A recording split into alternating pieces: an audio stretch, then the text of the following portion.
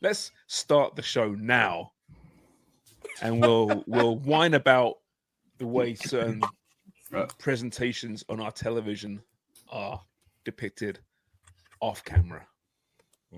Probably for the best. This is Footy Prime, though.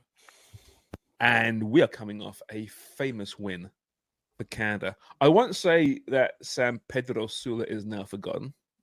It will never be forgotten, and nor should it be. But this sure helped, smacking Honduras 6-0 in the Gold Cup opener. Pretty impressive. Dominating performance. I'm James Sharman. That's Amy Walsh. That's Craig Forrest. That's Jeff Cole. That's Jimmy Brennan on the call last night. And that is Dan Wong. Jimmy, let's start with you. You were on the panel, small panel that it was last night. We panel. Was that the best performance you've seen under Jesse Marsh / Mauro Biello? It was a very, very good performance, that's for sure.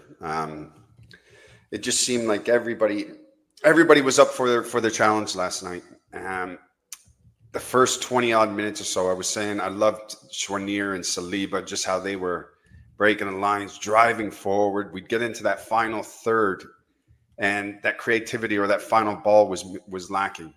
And then as soon as they kind of tightened it up and figured it out, the speed of play, that was when the floodgates opened, especially in the second half. Honduras didn't have any answers whatsoever. I think that if the ref said, "Do you guys want to end this game at 60 minutes?" Honduras would have said yes, because they were just getting absolutely pummeled. They had no answers. They just couldn't handle the attack. And then you bring on all the fresh legs, and the standard doesn't drop. The tempo remains the same. And they were an absolute joy to watch. They really were. I think if you looked at that, you would say that was one of the best performances Canada's played, and especially at a major tournament as well in the Gold Cup. Very entertaining. Yeah. I think it was the fact that it was, that it was dominant in all areas of the pitch. Like, you got the timely saves from St. Clair when, after Buchanan got Canada's third, there was a bit of a response. There was a bit of a wake up from Honduras, and they were able to capitalize and create chances off the back of some uncharacteristic, at least on the night, sloppy play by the Canadians. And he came up big there. I think there were concerns when that 11 was named, right? We're like, what the fuck is this? But I think that surprise is like kind of what Jesse Marsh can have in his back pocket. Not that he's looking to make waves with the 11 that he's naming, but that he can name an 11 that looks like that. Why? Where we can't predict, because he could also, like, 5 windows, right, left until the World Cup. So if he's not going to test players, he's not going to give them meaningful minutes now, when is he going to give them, right? No, but I was wondering, and I'm sure you guys have all comments. I was looking at it, and yeah, there were names that surprised me, but which one stood out? What gave you the WTF of it all? Well, I think the discussion, and maybe it was a little bit boring, maybe it was a little bit played, even in our really insightful discussion with Stephen Hart yesterday. So go check that out if you haven't listened to it yet, Footy Primers. But talking about that, who's going to be that attacking tandem? Who's going to complement Jonathan David? And I have to hold my hand up and say, not once did I mention Taniela O'Shea, and what a match he had.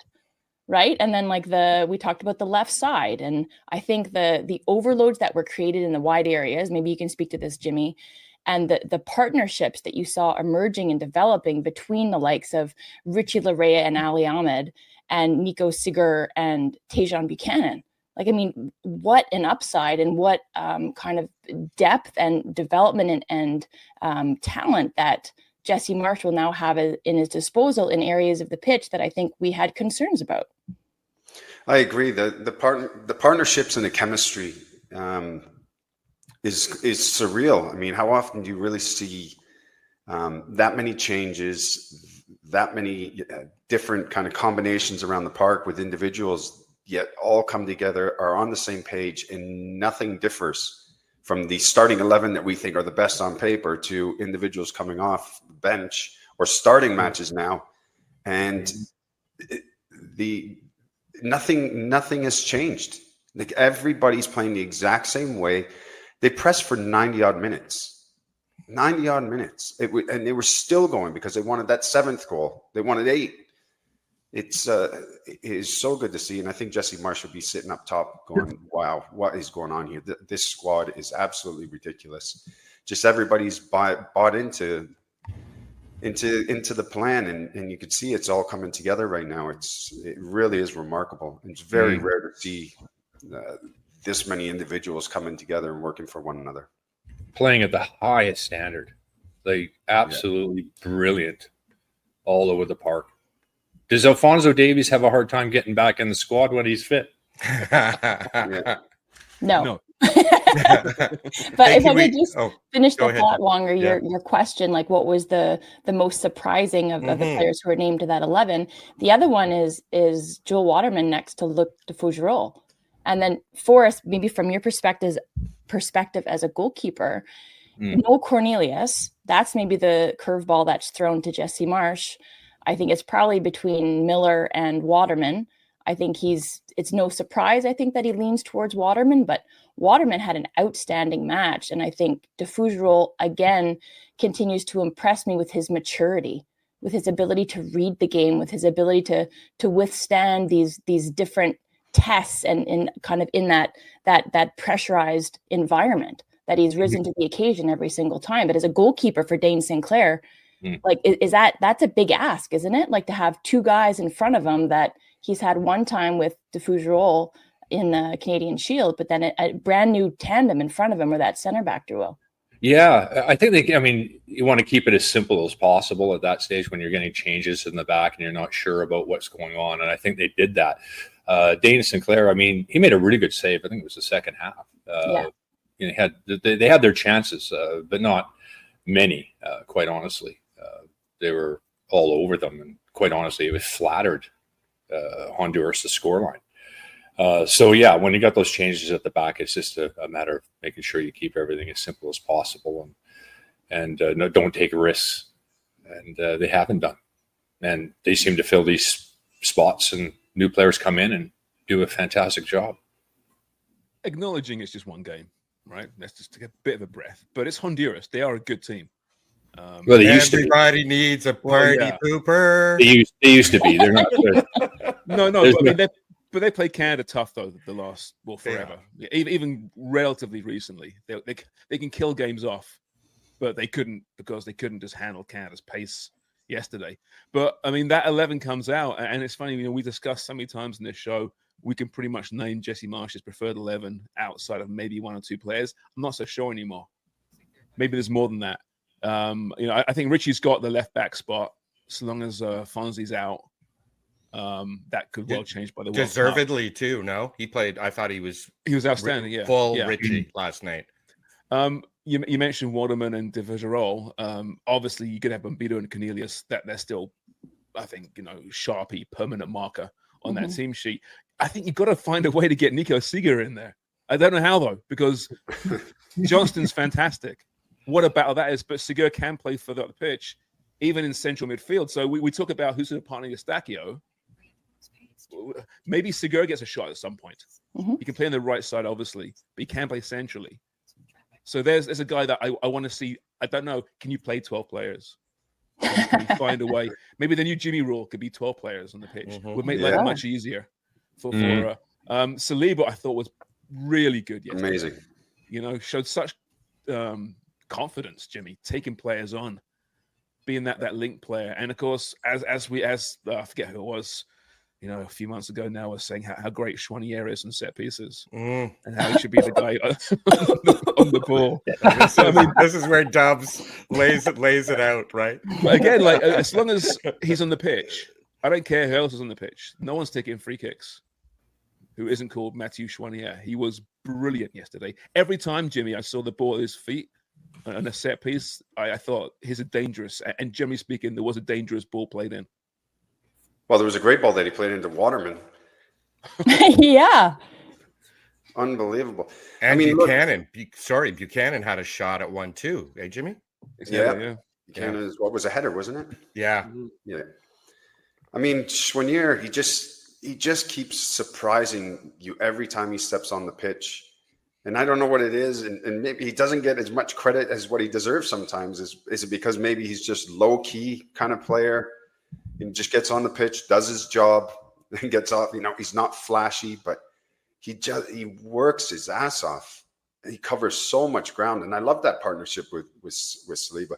Look, they played against this Mexican side, and we could say, "Oh yeah, they're okay. They're not the best." I mean, this team beat Mexico 2-0, and then obviously they lost in Mexico. But they've had some good results over the last year or so, right? In the Nations League and in other competitions. But I'm looking at this game last night, going, we beat Mexico 6-0 without Cornelius, without Bombito, without Alistair Johnson, without Estaquio, without Alfonso Davies. Well, Honduras. Yeah, Honduras. Sorry, you said Mexico.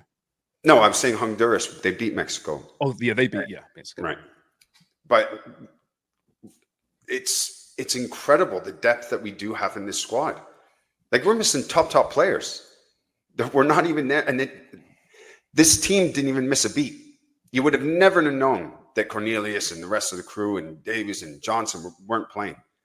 Just the way that they controlled it. And I love that partnership with Saliba and Choinière in the middle of the park. I thought they dominated, they controlled. That's where the game was won for me. Mm-hmm. They won the battle in the middle of the park, and then that's how they end up controlling the game. Because every time those two got it, they were driving forward, taking the space. They weren't looking to pass out of situations. They were driving out of situations, which I loved. And that sprung the attack forward. So it was such an impressive performance. You can't speak highly enough of these individuals that played the game last night. Well, I'm going to make you. I want to play a little game, and Sharms is invited to play this. Who is your man? No, all of our three former players. JC, if you watch the game, you throw in, but it's more Sharms and the three former players. Man of the match, the mom. So I'm going to start with Craig. Who was your mom? Who's your mama? MOTM. I know. I don't throw that in. I like the man. I don't want to play Who's Your Mom. Dejan Buchanan. Okay, you could add to that. Well, I mean, he was lightning. He was absolutely brilliant. He's back to his very best, and it's good to see. He's healthy and showing incredible pace. Hasn't lost a beat. Getting on the end of things to score goals. The finishing was really good last night as well. You got to take nothing away from that. Promise David. Hey, what a finish that was, by the way. Hey, just one name, man. What? You're playing my game. One name, and then you throw up Promise. Yeah, but we asked him for more. I'm willing to give it to him here. If he's I didn't have to mention that because the way he banged that ball under the ground and off the post was pretty special. Like, he knows exactly what he's doing there. It was excellent. That's one of my favorite goals for a long time. I love that. The first touch was unbelievable. Oh, yeah, different class. Like if he does that on a regular, and he obviously has been doing it in Belgium, and confident in front of net. Like maybe we're new country underestimating his touch. Jimmy, you were on the TSN panel watching the game intently. Yeah. Well, we did say you have Buchanan. That's you. Did you say Buchanan? Yeah, it was part of it, but for me, it was a tough one because I thought it should have been either Saliba or Choinière. I thought those two were excellent last night. And if you had to choose one, I'd probably go with Saliba for me. Yeah, and just because of the way that he performed, just his movement, his pressing, his passing was firm. It was crisp. He started a lot of the attacks. He just reads the game so well. And that's a player that's playing with a great deal of confidence right now. He knows he's got his move coming to Europe. He's got a spring in his step. And it's funny because I can kind of relate to it a little bit. I remember when I was about to get my move to Nottingham, and I knew there was speculation. I knew a deal was coming in, and I just had so much confidence, and I didn't have any worries going into a match. And it's such a great feeling knowing that you've got a number of clubs that are watching you at the time, and you just feel unstoppable. And I think that's where Saliba is right now.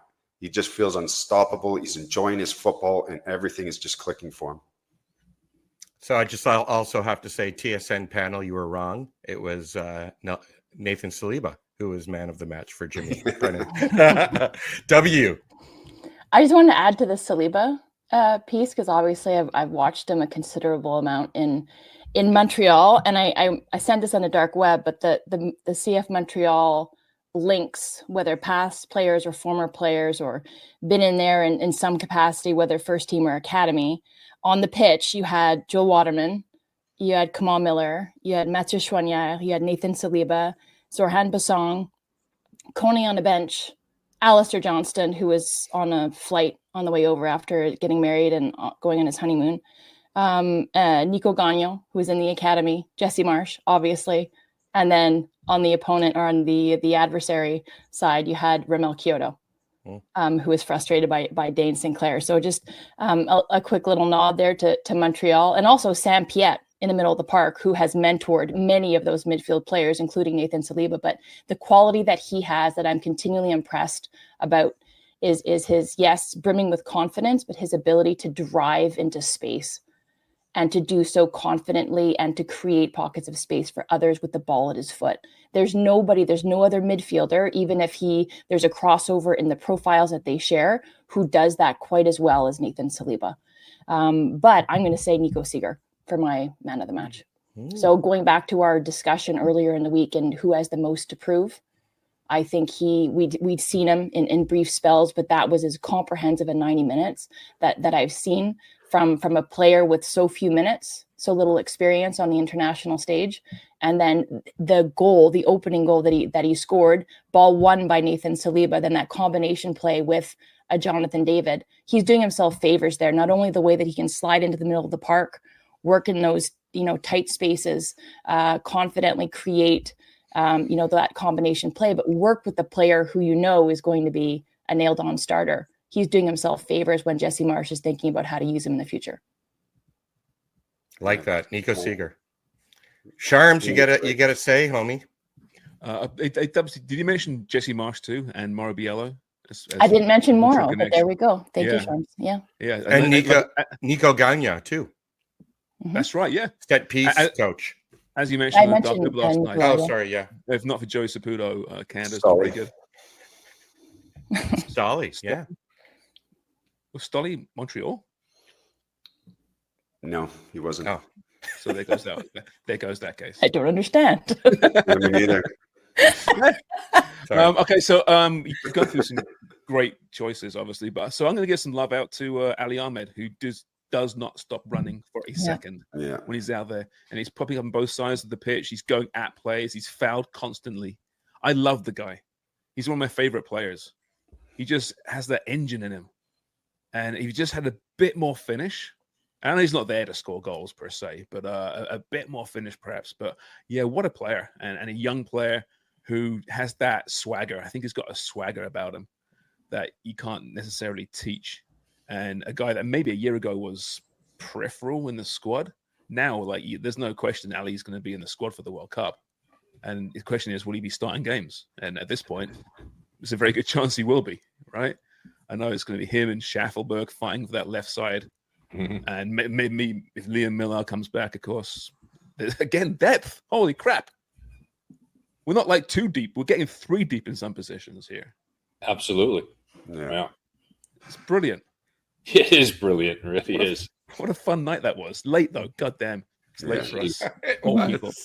But Ahmed, I think he got beaten up, right? That we knew that Honduras was going to be highly physical, but I think that's what he's done to round out his game, to really elevate it, is the engine's there, the quality on the ball, the dribbling, the creativity, but he's more robust somehow. Even though he's really lithe and slim, he's somehow able to withstand that and keep going and keep that high standard.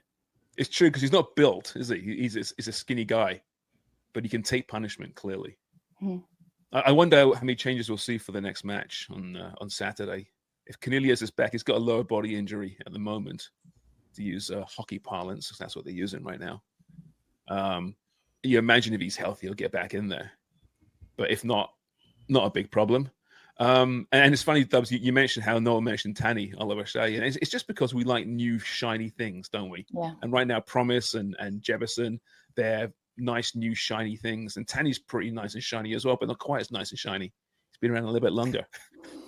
Really not that long, though. No, he's still very new on the scene. Apologies to Diddy and his baby oil. What? Just nice and shiny? Yeah, Tanny. Just it'd be more. It'd be shiny. It'd be like glimmery. Oh, okay. But how great was it to see him get on the board, right? You think of the opportunities that he's had, chances he's created, that you think, the argument where Canada, whether it's John David or Laren or Tanny, whoever is up front, need to be more clinical. And he gets that opportunity. He still had a ton of work to do. And it was a beautiful goal. So I was really pleased for him to see that go in. Same time, Craig, keeper must do better, right? From that angle. For me? The keeper must do better from that angle. Honduras keeper. Oh yeah, I would think so. Yeah, that was quite an angle. Good finish though. I mean, it was a good strike, but yeah, the keeper was. He's probably having nightmares. He probably didn't sleep last night. He's just like shell shocked. Stax, do you think that was a penalty when Tanny went in for the header and ended up getting punched in the side of the head? He got like slapped across the face. Yeah. Well, I mean, you're seeing them given more often these days as opposed to back in the day. That would never ever even be questioned. Potentially, yeah. But Tanny got to the ball first too, correct? Yeah. Like that was, and they looked at it, which isn't that the penalty, Jimmy? I don't know all the rules. Like, I mean, I thought it was a penalty because I said, if that was on the deck and Tanny knocked it past him and he made contact with his legs, that's a penalty. There's no difference as that ball comes in. He makes a header and then the keeper punches him in the side of the head. Like, you still nothing wrong with that. Face. Part of the game. No, but it is something they look at more closely now, and keepers have to be aware of that because before it was open season. Ball comes in, it doesn't matter. You just make sure you catch some of the body as well and put them off. Never ever get a call, but these days you do see it sometimes, and you also see them not given. Who's it? Onana, Manchester United. He got a couple of those with this season. One was given a penalty, another one wasn't. So it's a bit of a lottery at the moment. I made the mistake of going on social media and just asking, were the tickets expensive because there's lots of empty seats? Shouldn't be doing that because suddenly I'm an asshole and I'm a Toronto-centric piece of shit. For asking? Anyway, for asking, yeah. It was nothing. I was just interested. I know it's valid, right? I was just interested. We already know you're a Toronto-centric piece of shit, so we should put that aside. I'm not Toronto-centric. Yeah, just put. Oh no, you're Pickering-centric now. I'm just a piece of shit. Yeah. But no, I honestly, I wasn't trying to troll anyone. I was just curious as to price because there were empty seats, and we do hear a lot from Vancouver, the Vancouver faithful, whenever there's a game in Toronto, how there should be more games out there, and they support Canada better than Toronto does. And there are a lot of empty seats in that stadium. Now, a lot of people gave me great feedback from that tweet, saying that, yeah, they were expensive, throwing the fact that it's a Tuesday night, which they old midweek excuse. I'm kind of sick of it in football. Oh, well, it's midweek and it's 7:30. It's a school night. You know what? Take the kids out of school. It's not that important. End of the year. We don't need education. Right. But he, one of them said our supporters said $300. So $150 a ticket for him and his son, I think, or him and his daughter on a Tuesday night. And then I think about us seeing some TFC tickets on Game Time, like the app, the Hey Last Second app. Unfortunately, that app is going to get worn out a lot if the fans don't keep coming, because there's going to be a lot of opportunity for cheap tickets. Yeah, I mean, 150, they were, I think, behind the benches, weren't they? I think that's what they were saying, which is still expensive. End zones, Craig, I think they're saying about $60 thereabouts, which I don't think is too crazy for international football. No, that's not bad. It's not cheap, bad. But I mean, there certainly is a sweet spot for tickets that they haven't seemed to quite figure out. I think it's 40. That's my guess. You get a ticket. Yeah, I think 40 is probably about it. I mean, when you're bringing a family, it gets really, really expensive. And then you're going downtown, parking's $30. Like it's, what are we asking here? It's a lot, And you've got to drink heavily. Obviously. Yeah, $25 a beer. Like, what do you? Well, and if your kids drink too. Yeah, well, right. Yeah. They do nowadays, JC. I know Chucky's a little bit young, but My kid's 14. She's piling them back. Good for you. Good for her, Josephine. This is entirely unrelated, but I don't know why I thought of it. It was an Instagram like a meme or something, and it was a woman, and she's like, my husband thought that White Claw was an energy drink, so he's been drinking one in the car on the way to work every day. That is funny. It really made me laugh. So yeah, I wasn't trying to troll anyone. I apologize if you thought I was, but I was just curious. By the way, the grass, the pitch looked really great. It just brings that stadium to life, doesn't it? And now we'll see how it holds up. How is it just down for this match? I suppose. But it can't keep it around for a while. Yeah. It stood up too, right? So maybe it's there perfect. For good. Yeah. Where do the Caps play next? Yeah. They won't have any problem with the pitch come the World Cup, the way they're the system that they're going to be using, and hydro, and with all the experts out in Vancouver on hydro, they shouldn't have a problem at all. Tonight, by the way, the Caps play tonight, so presumably the pitch is still in place. Let me ask you this, footballers. Is that I mean, obviously you want to play on grass, but if you're used to playing at home on a certain pitch, and then they bring in the grass for one match, are you happy about that, Craig? Or are you like, come on? Well, it was interesting. Years ago, we were doing a game from Gillette Stadium. New England, Canada's playing somebody, and then New England actually played a match on the grass, and they were used to the artificial, and it wasn't a really good surface. It was very spongy, soft, kind of heavy surface. They didn't get on with it at all. Just on a one-off. So, but the surface last night looked superb. Like, it looked perfect. It's amazing how far it's come along, because it used to be that they put a temporary turf down and it'll be kicking up, and it looked awful by half time. But it didn't look damaged at all from the TV angle anyway. But I'm curious as to how the players felt. I'm sure Vancouver would love to leave it in, but the cost of it, I mean, Kerfoot's losing $15 million a year in Vancouver. He doesn't need to lose $25 million here. Right. But remember this last year, Sharms at Copa, and some venues where they were putting the grass on top of the turf, or various situations and setups, and it was a disaster mostly. Yeah, it was. That's right. The seams you could see as well, couldn't you? Mm-hmm. Didn't Victor pregame talk about the cost of the pitch that they laid? Did he say it was like almost $1 million or something like that? Yeah, I think it's around those numbers. I remember from before it was. Yeah.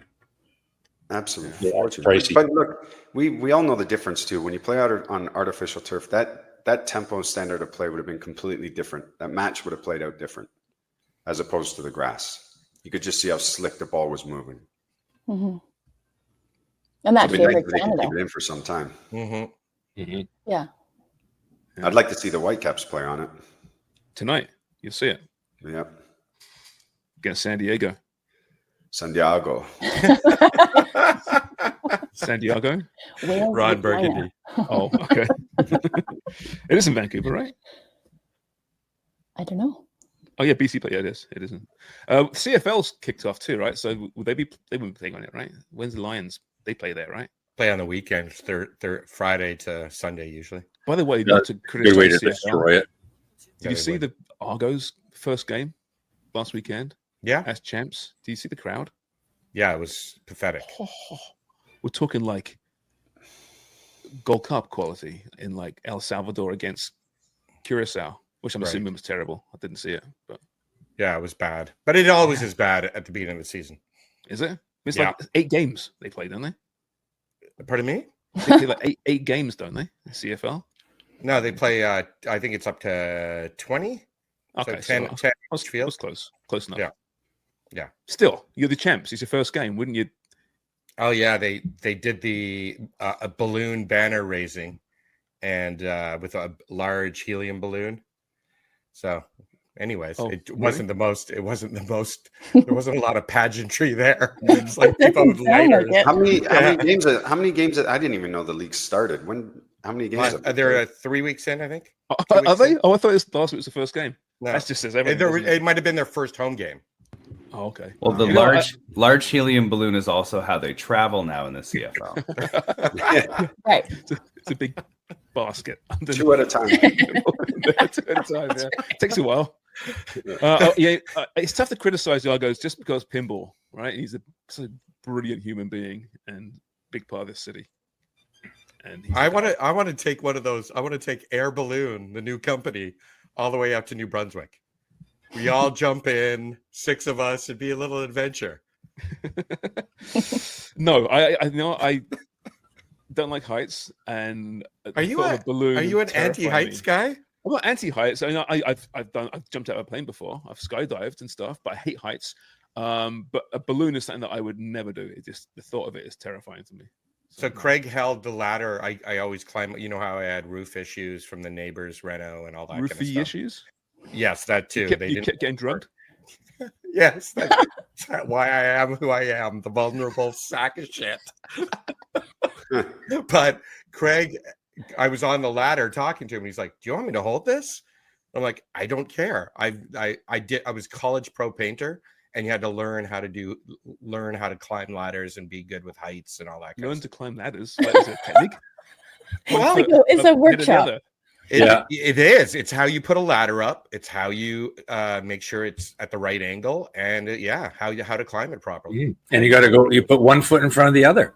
Oh, sometimes no, and one hand. Never known. One hand. No black hats allowed to go between the ladder and the wall. Like, is there people that stupid that would just put a ladder flat against the wall and try to climb it? Or Yeah, there are that many stupid people. What are you doing? Yeah. You should have took the course. You should have took the course. 2 hours on a Saturday, Martin. You missed it. Yeah, it's your Still fault. reminds me of one of my favorite scenes in the movie is Christmas Vacation when Chevy Chase is on the ladder putting up the lights and he looks and then it's the funniest freaking thing. I know it's coming every time, but I can't help myself. Ladders. I'm trying to think of a segue with a ladder, but I don't think there is one. Jade Rose has gone to Man City. That's not bad. Ladders, climbing the football ladder. Yeah. The WSL. Yeah. That kind of works, right? Yeah. But what a great move for her, Dubs. 100%. I think we knew that there was.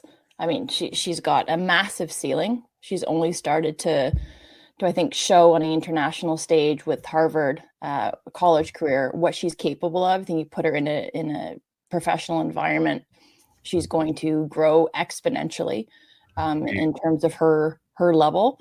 So I think it's a great landing spot for in a WSL for sure. I think there were probably tons of suitors for Jade Rose, just everything that she can bring to a squad.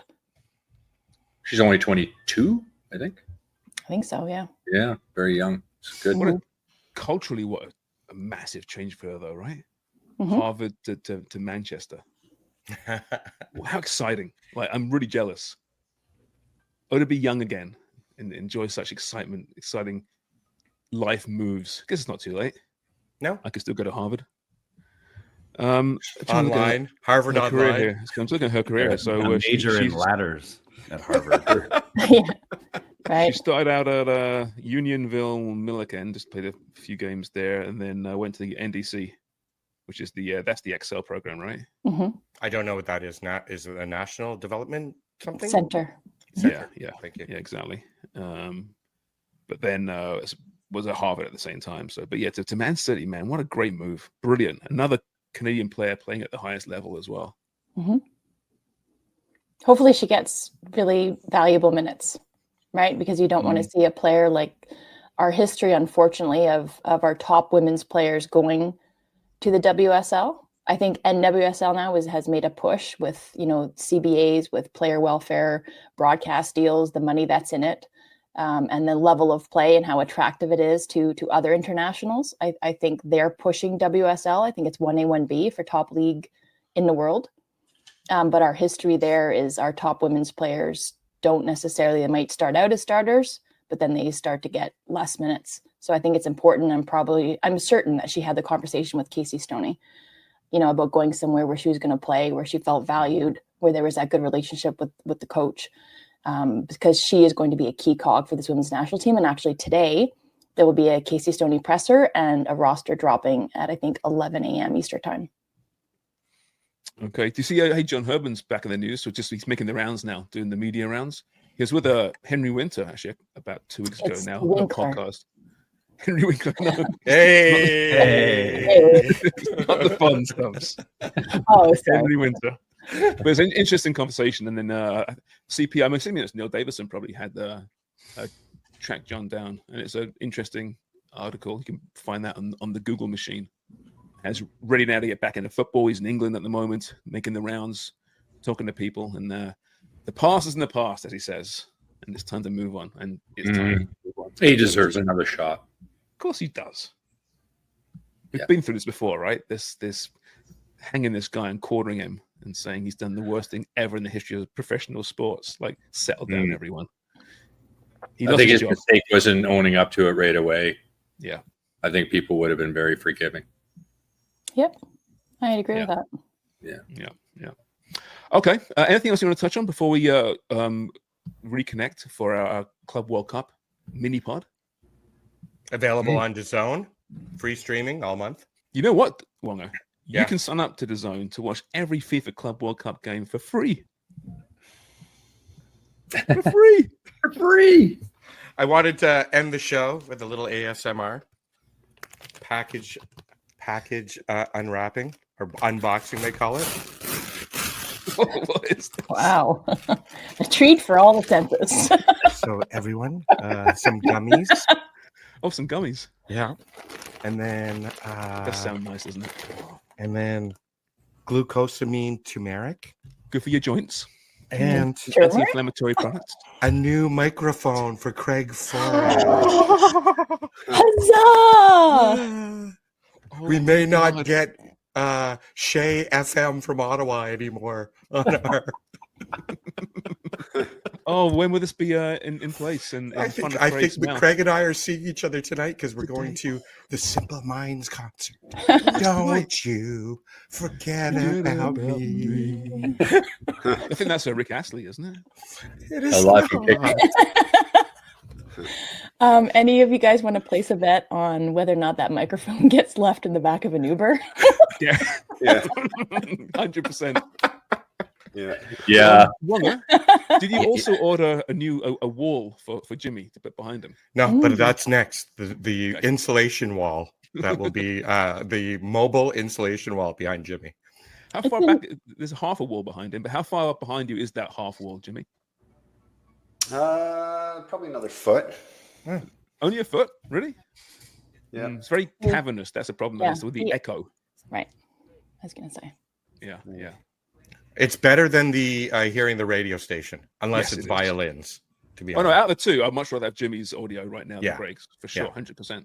This might be a can of worms opening question, but Jimmy, you're going to be on the coverage for the Gold Cup. What do you see Jesse Marsh doing for the next game? Is he go with this like similar bone skeleton that we saw with the 11 named for Honduras, or is it completely like heavily rotated, completely changed, new look?